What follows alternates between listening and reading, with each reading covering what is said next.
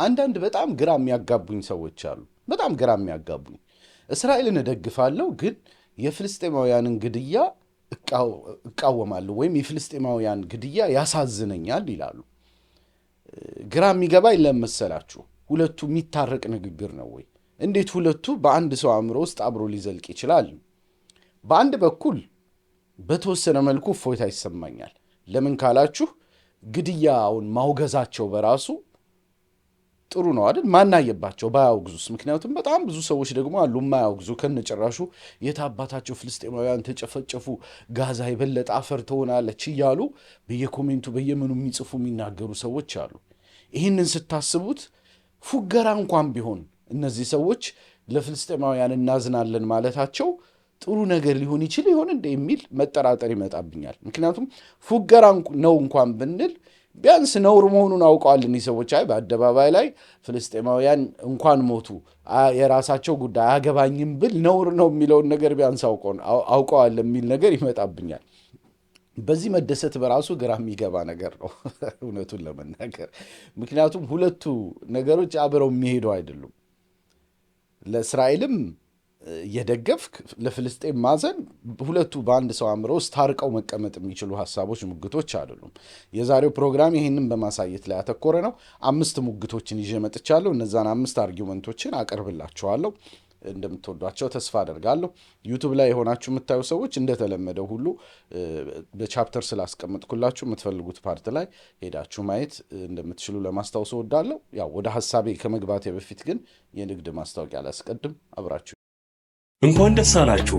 በለሙ መብራት በሚገነባው ሰፊ መንደራችን ከስቱዲዮ እስከ ባለ 4 መኝታ እንዲሁም የንግድ ሱቆች በተለያዩ የካሬ አማራጮች በመሸጥ ላይ እንገኛለን። በ10% ቅድመ ክፍያ ከ450 ሺህ ብር ጀምሮ ግንባታቸው 60% የደረሰ እስከ 2 ዓመት የሚረከቧቸው ቅንጡ ቤቶች በዓለም አቀፍ ስታንዳርድ እየተገነባ ያለ ሁሉን አቀፍ መገልገያዎችን ያሟላ መንደር። ቤቶቻችን ምቹ እንዲሁም የሸሪያ ንግድ ተከትለው ዲዛይን የተደረጉ መሆናቸው ተወዳጅ ያደርጋቸዋል። የታክቢር ሚዲያን አይተው ቀድመው ለሚመዘገቡ 30 ሰዎች ልዩ ቅናሽ ተዘጋጅቷል። ምን ይሄ ብቻ! ቤቶን እየኖሩበት ይከፍሉ ዘንድ ከወለድ ነፃ በረጅም ጊዜ የሚከፈል 60% የባንክ ብድር ተመቻችቷል። እነዚህም ብሎኮች ለየት የሚያደርጋቸው ከፊት ለፊታቸው ታላቁ ሰላም መስጊድና መድረሳ በመኖራቸው ነው። ታዲያ እርሶስ ምን ይጠብቃሉ? ፈጥነው በ0955949797 በመደወል ቤቶን የግሉ ያድርጉ። ዲኤምሲ ሪል ስቴት፣ ደስታው እዚህ ይጀምራል። ኦኬ እንግዲህ ላመሰግነው ወዳሉ ዲኤምሲ ሪል ስቴትን ይህንን ቪዲዮ ስፖንሰር ለማድረግ ፈቃደኛ በመሆናቸው እንዲህ በቁጥራቸው 0955949797 ደውላችሁ ስለሚሰጧቸው አገልግሎቶች ዝርዝር ማግኘት ትችላላችሁ። ከተክቢር ሚዲያ መሄዳችሁን ከጠቆማችሁ የመጀመሪያዎቹን 30 ሰዎች ቅናሽ እንደሚያደርጉ እንዲህ ቃል ገብተዋል። በዛ መልኩ እንግዲህ ወደ ፕሮግራም ሊቀጥል እንግዲህ እንዳልኳችሁ 5 አርጊውመንቶችን ይዤ የመጣሁት እነሱን በተራ በተራ የምንዘረዝራቸው ይሆናል ማለት ነው። ስለዚህ ወደ መጀመሪያው አርጊውመንት እንሂድ። የመጀመሪያው ምክንያት ሰላቢና ተሰላቢ ብዬ ይዤዋለሁ፣ ወይም ደግሞ ሰለባና ሰላቢ በሚል ርዕስ እንስተው። ለተበዳይ በማዘን ውስጥ ተበዳይን ማውገዝ የሚባል በውስጥ ታዋቂ ያለ ኢምፕሊኬሽን አለ፣ አንድምታ አለ። ሁለቱም የሚነጣጠሉ ነገሮች አይደሉም። ለምን ከተባለ ውግዘት ሲባል ተቃውሞ ነው። ውግዘት ተቃውሞ ነው። ውግዘት ማለት አለመተባበር ማለት ነው። ያንን በደል እያደረሰ ካለው ሰው ጋር ትብብርህን አለማሳየት ማለት ነው። ውግዘት ማለት ለተበዳይ ድምፅ መሆን ማለት ነው። ከነዚህ አንጻር ካየነው አንተ ከነጭራሹ እስራኤልን እደግፋለሁ ግን ለፍልስጤማውያን አዝናለሁ ነው እያልክ ያለኸው። እንዴት አብሮ ሊሄድ ይችላል? ፍልስጤማውያን የምታዝንላቸው በሚደርስባቸው በደል ከሆነ በደል ነው ብለህ ካሰብክ ተበዳይን መደገፉ እንዴት አብሮ ሊሄድ ይችላል? እንደ ኮላተራል ዳሜጅ አድርገህ አይታቸው ልትሄድ አትችልም። ምክንያቱም በጣም ከፍተኛ የሆነ በደል ነው እየደረሰ ያለው። ያንን በደል የእውነት የምትጸየፍ ሰው ከሆንክ እንዴት ብለህ ነው እስራኤልን ልትደግፋት የቻልከው ነው። ይሄንን መናገር ይኖርብሃል። ምኑን አዘንከው? ማዘን ይሄ ከሆነ መልሰህ ማለት አንዲትን ሚዳቆ አንበሳው ገነጣጥሎ ሲበላት ውይ እኔ እኮ ግን ሚዳቋዋ በጣም አሳዘነችኝ ብለህ ከዛ ግን አንበሳውን ጎበዝ እንኳን ቆርጥ መበላሃት ብትል ትርጉም የለውም። አንበሳውን ከደገፍክ ለሚዳቋዋ ማዘንህ ብዙ ትርጉም የሚሰጥ ነገር አይደለም። በቃ እኔ አንበሳውን ነው የምደግፈው ከአንበሳው ውጭ አይመለከተኝም ብትል ቢያንስ ያስኬዳል። ለሚዳቋው አዝናለሁ የሚለው ግን ከሊፕ ሰርቪስ ያለሰ ነገር አይብልም። ምክንያቱም ሐዘንህ ታዲያ በምንድን ነው የሚገለጸው? ካወገዝክ ደግሞ አትደግፍም ማለት ነው። ከደገፍክ አታወግዝም ማለት ነው። ስለዚህ ሐዘንህ ትርጉም አልባ ሆነ ወይም ደግሞ ሐዘንህ የሐዘንነት መስፈርትን ራሱ አሟላ ሊባል አይችልም ማለት ነው። ስለዚህ በሆነ መልኩ እየፎገርከን ነው ብለን እንወስደዋለን። ወይ ደግሞ ሁለት የተቃረኑ ሐሳቦች በአእምሮ ውስጥ እንዴት ሰላም አግኝተው እንደኖሩ ፎርሙላውን ልትነግረን ይገባል ማለት ነው። ምክንያት 2 የእስራኤልን አገነባብ እንመልከት። እስራኤል በምን መልኩ ነው የተገነባቸው የሚለውን ግልጽ አድርጎ መነጋገር ያስፈልጋል። የእስራኤል ችግር ከጽዮናዊ ዲዛይኗ የሚመነጭ ነው። ዛዮኒስት አመለካከት ፍልስፍና ላይ የተገነባች ሀገር ናት። መሰረቷ የዘር ማጥራት ነው። መሰረቷ ዘር ማጥራት ማለት ሰዎችን ከሚኖሩበት ቦታ ከቀያቸው ማስወገድ ማለት ነው። የተመሰረተችውም ይህንም በማድረግ ነው። በ1948 750 ሺህ በላይ ፍልስጤማውያንን በማባረር ነው የተመሰረተችው። አብረን እንኑር በማለት አይደለም፣ እነሱን በማባረር ከዛ በፊት አብረው ሲኖሩ ነበር። እስከ 1930ዎቹ ድረስ አይሁዶች አብረው እየኖሩ ነበር። ከ1930ዎቹ በኋላ ግን ተደራጅተው ማሸበር ምናምን ጀመሩ። 3 ትላልቅ የሽብር ድርጅቶች መስርተው ብዙ ችግሮችን አደረሱ። መጨረሻ ላይ በ1948 ከ530 በላይ መንደሮችን በመደምሰስ በማቃጠል ሰዎቹን በመግደል በመጨፍጨፍ 750 ሺህ ሰዎችን አሰደዱ። እንዲህ በወቅቱ በ1940ዎቹ ይሄ በጣም ከፍተኛ ቁጥር ያለው ነው። ዓለም እንደዚህ 8 ቢሊዮን ሰው ባልነበረበት ዘመን ማለት ነው። አይሁዳዊው ፕሮፌሰር ኢላን ፓፔ ምን ይላል መሰላችሁ? The ethnic cleansing of Palestine was not a tragic byproduct of war but a deliberate plan ይላል። የፍልስጤማውያን ከቦታው መባረር፣ የዘር ማጥራት ወንጀል መፈጸም የጦርነቱ አሳዛኝ ክስተት አይደለም ይላል። ወይም የጦርነቱ ውጤት አይደለም፣ ከዛ ይልቅ የዲዛይን ጉዳይ ነው ይላል። ዲዛይን ነው። መጀመሪያውኑ አገሪቷ ዲዛይን የተደረገችው ፍልስጤማውያኑን በማባረር መሰረት ላይ ነው የተደረገችው። ይህን የሚለው ራሱ አይሁድ ነው። አይሁዳዊ ነው፣ እስራኤላዊ ነው፣ ፕሮፌሰር ነው፣ ሂስቶሪያን ነው፣ የታሪክ ምሁር ነው። ግልጽ አድርጎ ነው የሚያስቀምጠው። ምንድን ነው የሚለው? ጦርነት የፈጠረው ክፉ አጋጣሚ አይደለም የፍልስጤማውያን መበደል፣ ከዛ ይልቅ ዲዛይኑ ራሱ በዛ መልኩ እንዲሆን የተሰራ ነው ይላል። ስለዚህ አዝናለሁ ካልክ፣ ለፍልስጤማውያን የምታዝን ከሆነ እነሱን ሰለባ እያደረገ ያለውን የእስራኤልን ዲዛይን ልትደግፍ አትችልም።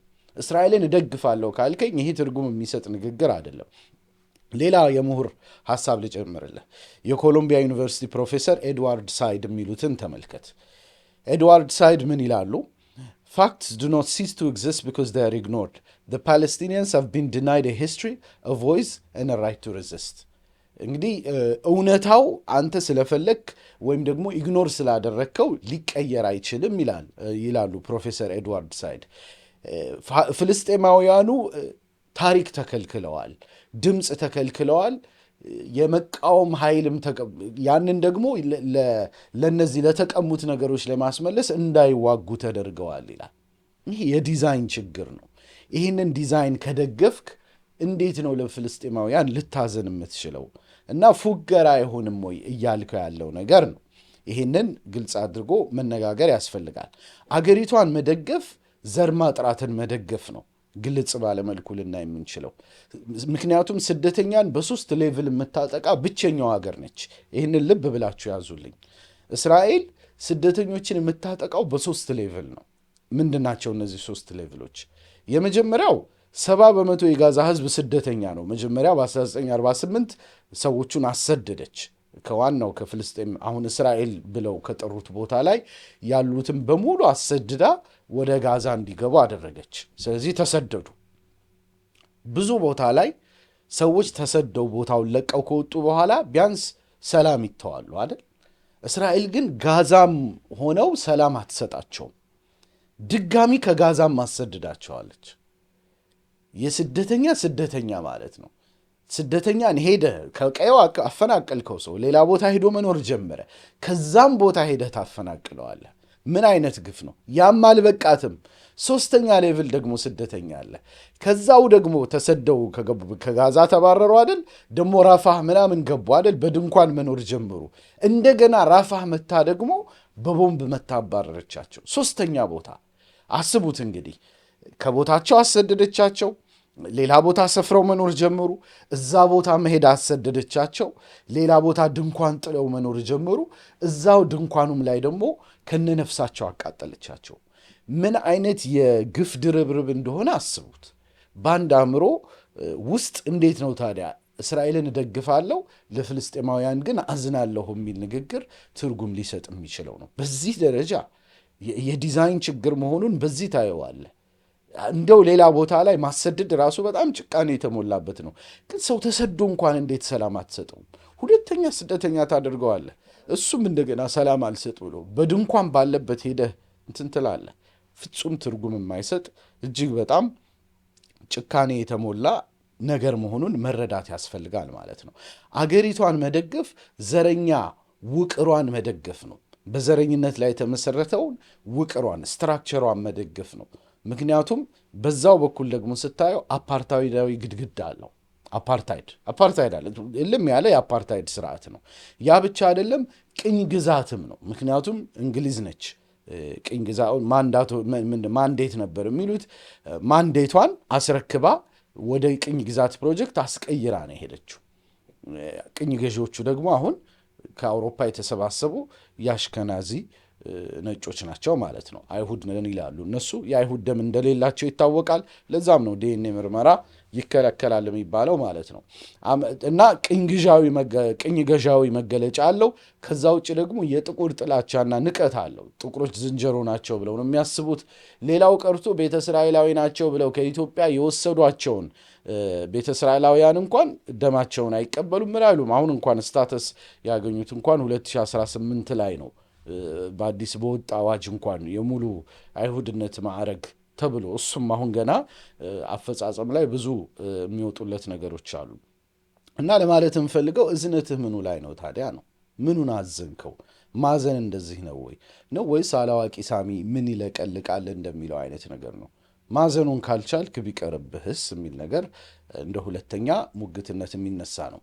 ሶስተኛው ሙግት ላይ ከመሄድ በፊት እንደው ባጭሩ ማስታወሻ ማድረግ ይፈቀድልኝ። ታውቃላችሁ የሚዲያ ስራ ትንሽ አስቸጋሪ ነው።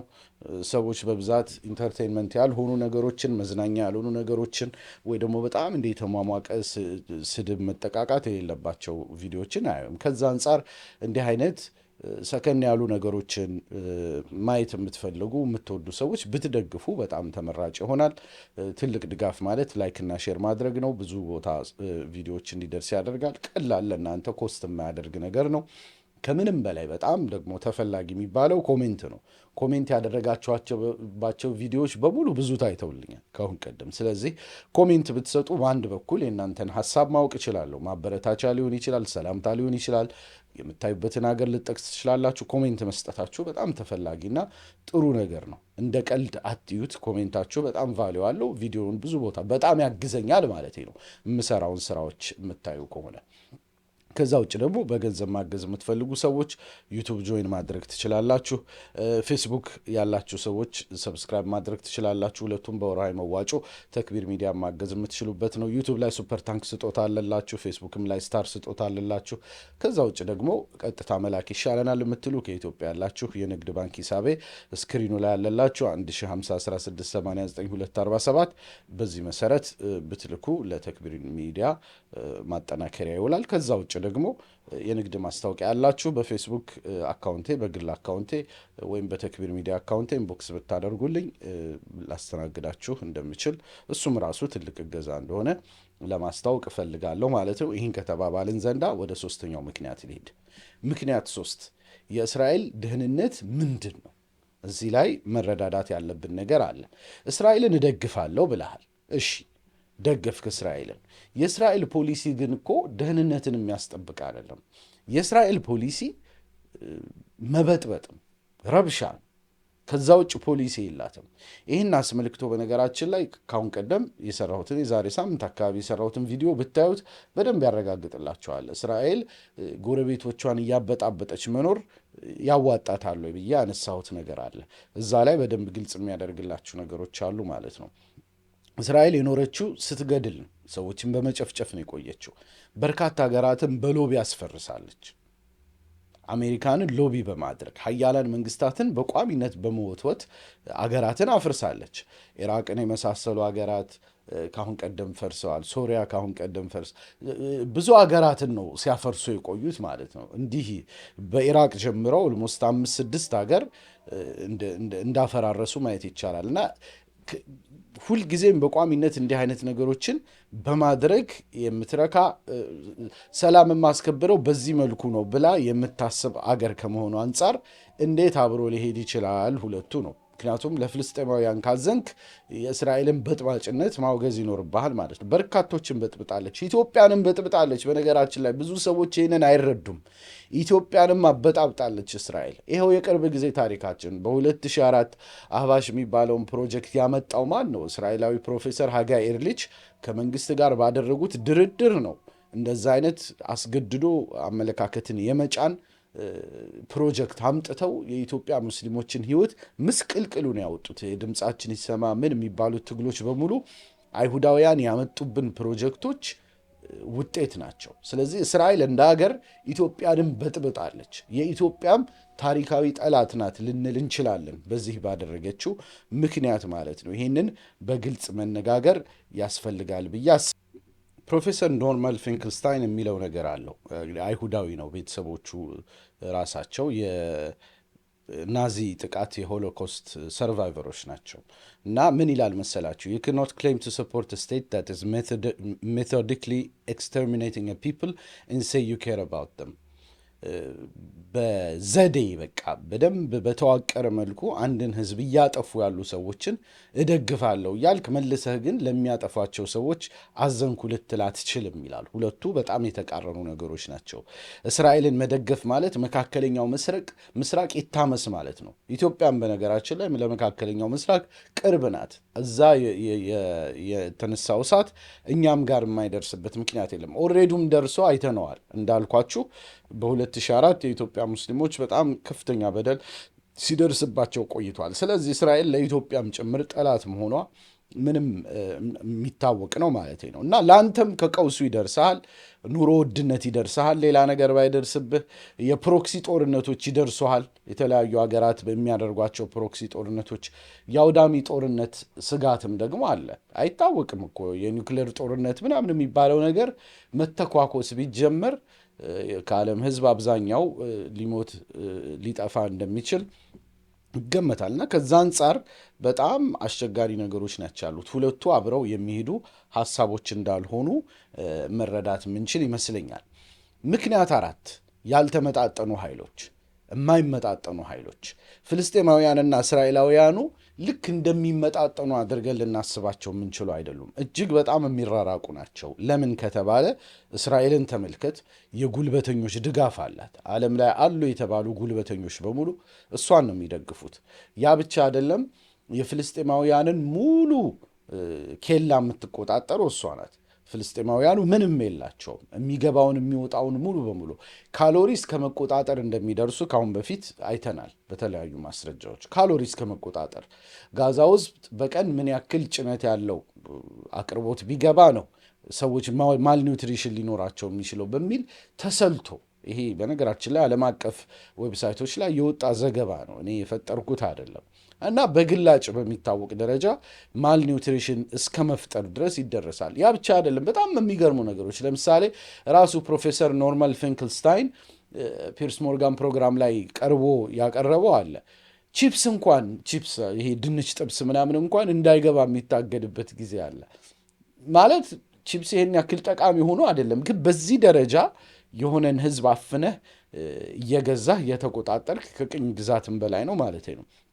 ፍልስጤማውያንን ተመልከት። ምንም አይነት ደጋፊ የላቸውም፣ ሰራዊት የላቸውም፣ አየር ኃይል የላቸውም፣ አየር መቃወሚያ የላቸውም፣ ራሳቸውን ከቦምብ ሊያስጠልሉ የሚችሉበት ምንም የላቸውም። ተዋጊ ብቻ ነው ያላቸው ምድር ላይ ማለት ነው። በወረራ ውስጥ ነው የሚኖሩት። መውጣትም መግባትም አይችሉም። የዜግነት መብት የላቸውም። መምረጥ መመረጥ አይችሉም። ኦልሞስት ጋዛ ብቻ ሳይሆን ዌስት ባንክም ጭምር ማለት ነው። ሁለተኛ፣ ሶስተኛ፣ አራተኛ ዜጋ ተደርገው ነው የሚኖሩት ማለት ነው። አሁን ለእነዚህ ሰዎች አዝናለሁ ካልክ መልሰህ ደግሞ እስራኤልን እደግፋለሁ የምትለው እንዴት ሊያስኬድ ይችላል ነው። ሁለቱ እጅግ በጣም የሚቃረኑ ናቸው ነው። ስለዚህ 4 ነገሮችን አየን። 5ኛውና የመጨረሻው አርጊመንት ይቀረኛል። ከዛ በፊት ግን አጭር የንግድ ማስታወቂያ ነው። እንኳን ደስ አላችሁ! በለቡ መብራት በሚገነባው ሰፊ መንደራችን ከስቱዲዮ እስከ ባለ 4 መኝታ እንዲሁም የንግድ ሱቆች በተለያዩ የካሬ አማራጮች በመሸጥ ላይ እንገኛለን። በ10% ቅድመ ክፍያ ከ450 ሺህ ብር ጀምሮ ግንባታቸው 60% የደረሰ እስከ 2 ዓመት የሚረከቧቸው ቅንጡ ቤቶች በዓለም አቀፍ ስታንዳርድ እየተገነባ ያለ ሁሉን አቀፍ መገልገያዎችን ያሟላ መንደር። ቤቶቻችን ምቹ እንዲሁም የሸሪያ ንግድ ተከትለው ዲዛይን የተደረጉ መሆናቸው ተወዳጅ ያደርጋቸዋል። የታክቢር ሚዲያን አይቶ ቀድሞ ለሚመዘገቡ 30 ሰዎች ልዩ ቅናሽ ተዘጋጅቷል። ምን ይሄ ብቻ! ቤቶን እየኖሩበት ይከፍሉ ዘንድ ከወለድ ነፃ በረጅም ጊዜ የሚከፈል 60% የባንክ ብድር ተመቻችቷል። እነዚህም ብሎኮች ለየት የሚያደርጋቸው ከፊት ለፊታቸው ታላቁ ሰላም መስጊድና መድረሳ በመኖራቸው ነው። ታዲያ እርሶስ ምን ይጠብቃሉ? ፈጥነው በ0955949797 በመደወል ቤቶን የግሉ ያድርጉ። ዲኤምሲ ሪል ስቴት፣ ደስታው እዚህ ይጀምራል። ዲኤምሲ ሪል ስቴትን በድጋሚ ለስፖንሰርነታቸው ለማመስገን እወዳለሁ። ደውላችሁ መረጃዎችን ማግኘት ትችላላችሁ። እንግዲህ እያየን ያለነው 4 ነገሮችን ነው። እንዲሁ እንትን ላድርግላችሁ ልጥቀስላችሁ። የመጀመሪያው ምክንያት የሰጠነው ሰላቢና ሰላቢውንም እኩል አንዱን ደግፈ አንዱን ልታዝን አትችልም ነው። ሁለተኛ ምክንያት ያስቀመጥነው የእስራኤል አገነባብ ራሱ የዘር ማጥራት ላይ የተመሰረተ ስለሆነ ያንን ካላወገዝክ ትርጉም የለውም ነው። ሶስተኛ ምክንያት የተቀመጠው እስራኤል የአካባቢውን ደህንነት የማትፈልግ በጥባጭ ሀገር መሆኗን በማየት ላይ ነው። አራተኛ ምክንያት ብለን ያስቀመጥነው ደግሞ ሁለቱም የሚመጣጠኑ እንዳልሆኑ እስራኤል ሙሉ ድንበር ተቆጣጥራ ያሻቸውን የምትሰራ አገር እንደሆነችና እነዛ ደግሞ ሙሉ በሙሉ አቅመቢስ መሆናቸውን፣ ስለዚህ አንዱን ደግፈ አቅመቢሶቹን ግን አዘንኩላቸው ብትል ትርጉም የለውም ነው። እንግዲህ 5ኛውና የመጨረሻው ምክንያት ላይ ደርሰናል ማለት ነው። 5ኛው ምክንያት ድጋፍና እቀባን የተመለከተ ነው። አንድን አካል መደገፍ ማለት ማቀብንም ይጨምራል። ምን ማለት ነው? ማቀብ ማለት ማገድ ማለት ነው። አንድን የምትወደው አካል ካለ፣ ያንን የምትደግፈው አካል ካለ፣ ከዛ ያ ሰውዬ ደግሞ ስህተት ውስጥ ሲገባ ማገድም አለብህ። ለምሳሌ ልጅህ ዓይንህ እያየ መኪና ውስጥ ቢገባ፣ መኪና አስፋልት ውስጥ ቢገባ ትይዘዋለህ። ለምን? ልጅህን ብትወደውም ታግደዋለህ። ለምን? ጉዳት እንዳይደርስበት ማለት ነው። መኪና እንዳይገጨው ብለህ ታግደዋለህ። ይህንም በማድረግህ ውስጥ ነው እንትን የሚለው። ወይም ደግሞ ሌላ ክፉ አይነት ጥፋት ቢፈጽም ከዛ ጥፋቱ ታስቆመዋለህ። የድጋፍህ መገለጫ ማስቆም ነው። ይህንን ሙስሊሞች አጥብቀን እናምናለን። የነቢዩ መሐመድ ሰለላሁ ዐለይሂ ወሰለም አስተምሮ በዚህ በኩል ግልጽ ነው። ምን ብለዋል? ኡንሱር አኻከ ዛሊመን አው መዝሉመን፣ ወንድምህን ማገዝ አለብህ። በዳይም ቢሆን ተበዳይም ቢሆን አግዘው አሉ። ይህንን ሲናገሩ ባልደረቦቻቸው ግራ ገባቸው። እንዴ የአላህ መልእክተኛ፣ ተበዳይ ከሆነ ማገዝ እሺ ኖርማል ነገር ነው አሉ። ግን በዳይ ከሆነ ሰዎች ላይ በደል እያደረሰ ያለው እሱ ከሆነ እሱን ማገዝ ግን ከፍትህ ጋር አይቃረንም ወይ አይነት ጥያቄ ጠይቋቸው ባልደረቦቻቸው።